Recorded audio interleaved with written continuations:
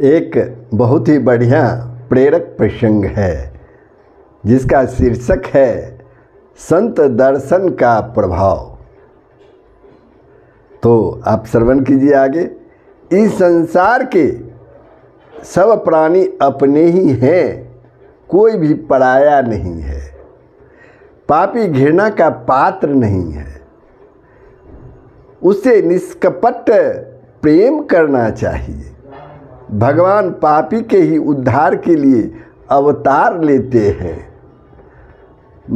महात्मा हरनाथ,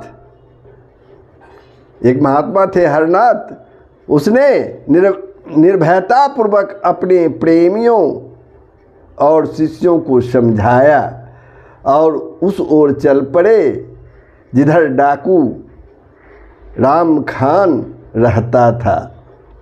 उसके अत्याचार और लूटपाट से समस्त कटक प्रदेश संत्रस्त था।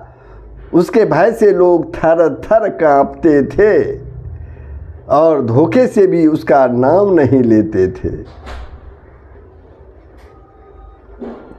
पागल संत हरनाथ ने उस वन में प्रवेश किया जिसमें उस डाकू का निवास स्थान था, जिस वन में डाकू राम खान रहते थे। निर्जन वन में महात्मा ने भीषण आकार वाले एक व्यक्ति को देखा और समझ गए कि यह राम खान ही है। वे आगे बढ़ते गए। 2-4 क्षण के बाद ही डाकू उनके सामने खड़ा था। जो ही उन्होंने संत को देखा तो हाथ जोड़कर कहा, पिताजी, मैंने आज तक पाप ही पाप किए हैं।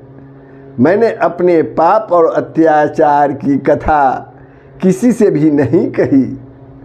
मेरे उद्धार का समय आ पहुंचा है। मैं इस निर्जन पथ पर खड़ा होकर केवल आपकी ही राह देख रहा था। जगत के किसी भी पदार्थ में मुझे सुख नहीं मिल सका। मुझे भवसागर के पार उतारिए प्रभु। डाकू रमखान की वृत्ति ही बदल गई।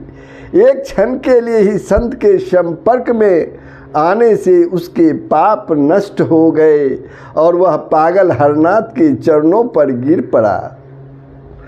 वह सिसक रहा था।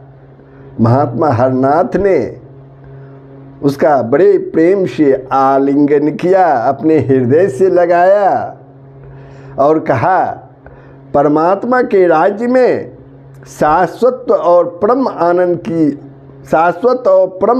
की प्राप्ति हो सकती है। तुमने पश्चाताप की आग में अपने सभी पापों को जला दिया। डाकू बोलते हैं कि प्रभु, मुझे रास्ता दिखलाइए, प्रकाश दीजिए, मैं आपका दास हूँ। राम खान जो है कातर स्वर में प्रभु से विनती की, संत से विनती की। तो संत क्या कहते हैं हरनाथ, भगवान का नाम ही मंत्र राज है। सोते जागते उठते बैठते और खाते पीते उस मधुर नामामृत का पान करते रहना चाहिए। वे प्रभु सर्वसमर्थ है। जीव मात्र से प्रेम करो। सच्चा प्रेम ही प्रभु की प्राप्ति का सरल रास्ता है। महात्मा हरनाथ ने उसे अपने अहेतुकी कृपा से धन्य कर दिया। डाकू राम खान को राम खान ने संन्यास ले लिया और वृंदावन में जमुना तट पर जाकर किसी रमणीय स्थान में निवास करके वे भगवान श्री कृष्ण का भजन करने लगे। संत दर्शन की महिमा का बखान नहीं किया जा सकता। बड़े भाग्य से ही संत का दर्शन मिलता है। जय श्री हरि।